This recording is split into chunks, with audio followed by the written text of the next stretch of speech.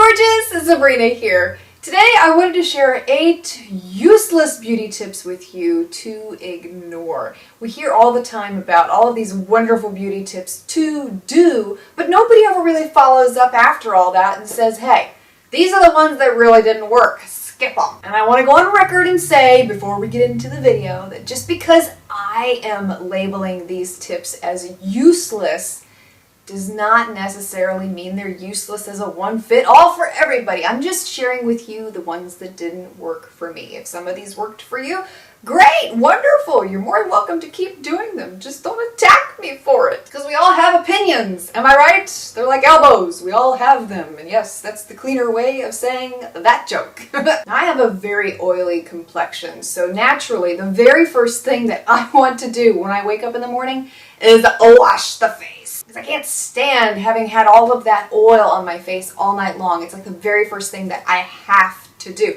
But I was reading an article recently that said if you have oily skin, don't wash your face in the morning, and you really should only be washing your face once a day because your skin is producing natural oils and they're there to help protect the skin, keep it healthy. So I have started doing that over the past couple of weeks. I only wash my face now before going to bed.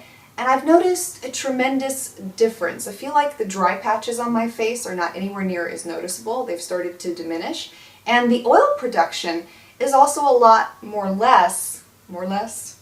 lesser than what it would have been if I were washing my face twice a day, I feel like. So if you have an oily complexion, give it a shot. One of the other common beauty tips that you may have heard that's out there, it's an old one, it's not anything new, is that you shouldn't apply moisturizer onto oily skin because it's oily and you already have all that moisture in your face anyway, so what's the point? When you wash your face, you're washing off all of the natural oils that I talked about a little while ago, and your skin gets dry and it feels like, oh my gosh, I have to compensate for the lack of oils that are on the face, so it produces more oil. But when you apply a light moisturizer or even a facial oil onto the skin, it tricks your body into thinking that it already has applied that oil onto the face, and so it produces a lot less oil. Weird DIY methods for plumping the lips. Now, you don't need me to tell you that this is absolutely a bad idea and dangerous. And I'm sure you remember the trend that was really popular this past year where you take a shot glass, you suck your lips in, it's supposed to make them bigger, but oh my gosh, this is so not a good thing to do. Neither is this little device called candy lips or rubbing cayenne pepper on your lips. No.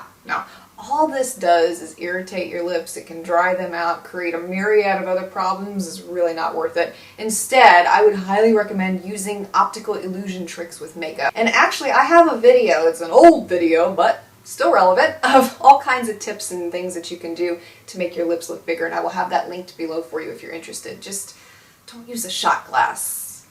You're supposed to exfoliate your face every single time you cleanse. This is so bad for your skin. And I thought growing up you had to exfoliate your face every day because you got dead skin every single day that needs to be taken off, right? Wrong. If you're exfoliating every single day, you can create micro tears in the skin. This can leave skin more sensitive, very dry and irritated, so it's not a good practice to put into place. I would say that the most you should be exfoliating is 1, maybe 2 times a week, but if you're dealing with a lot of dry skin issues, I highly recommend Aveda's Intensive Hydrating Mask. This is one of the products I use in the harsh winter months that helps to keep the dry skin away. Clinique also has a really awesome moisturizer. I think it's called Moisture Surge. That is especially great for combating dry skin. Now, if you wanted to exfoliate your body every single day, that's fine. You can do that to your heart's content because the skin is thicker on your body than it is on your face, so it can withstand it much better. Brushing your hair 100 times each night will keep it healthy and shiny. Woo! Wrong. Did you want to contribute? You have a lot to say about brushing your hair, huh? Do you want to say it or should I say it? Okay, I'll say it. So, one of the articles that I read not too long ago was talking about to combat dandruff in the hair. Instead of using dandruff shampoo, you should brush your hair 100 times a day, and this will help to eliminate the flakiness on the scalp. But it's not good for your hair.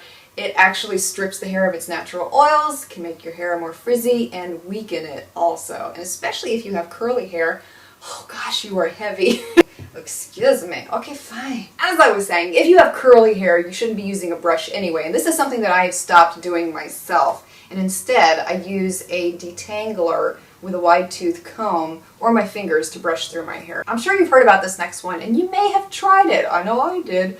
Using vitamin E capsules applied onto the face has anti-aging effects. This doesn't work. And here's why. When you open up the vitamin E oil capsules, you are exposing the antioxidants to light, which causes them to break down and renders them useless. And furthermore, there are preservatives in these capsules that can irritate your skin. So instead of using straight vitamin E oil capsules, make sure that your face moisturizer has a vitamin E oil already in it. Using cuticle oil to heal your cuticles when you're giving yourself your at-home manicure. This doesn't work, and I found out the hard way that you're better off using a cream or a lotion with lanolin in it. And the reason is because the cuticle oil doesn't stay on the cuticles long enough to promote healing, whereas your creams and lotions will. And the last useless beauty tip I have to share with you is one that I'm sure is going to be very controversial in the comments section, but I'm going to say it anyway.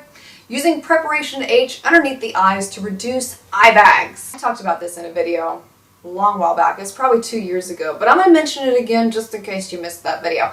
The chemical that was in Preparation H that did actually reduce eye bags was taken out, I think, back in the 70s, if memory serves me right. So there's actually nothing in there that reduces puffiness underneath the eyes, chemically speaking. And if you use Preparation H as a method for reducing eye bags underneath the eyes on a consistent basis, it can actually dry out the skin underneath your eyes and promote wrinkles, which is really not good for the long term. So instead, I would say stick to more natural methods, like using a cold spoon underneath your eyes, or any of these other creams or serums out there that have been approved for being used underneath the eyes, because Preparation H should be used for just one part of your body. If you have a useless beauty tip that has not worked for you in the past for whatever reason, I hope you will also share it with us below. We'd love to hear them. Thank you so much for watching. Please subscribe for more videos like this in the future, and I look forward to seeing you again very soon.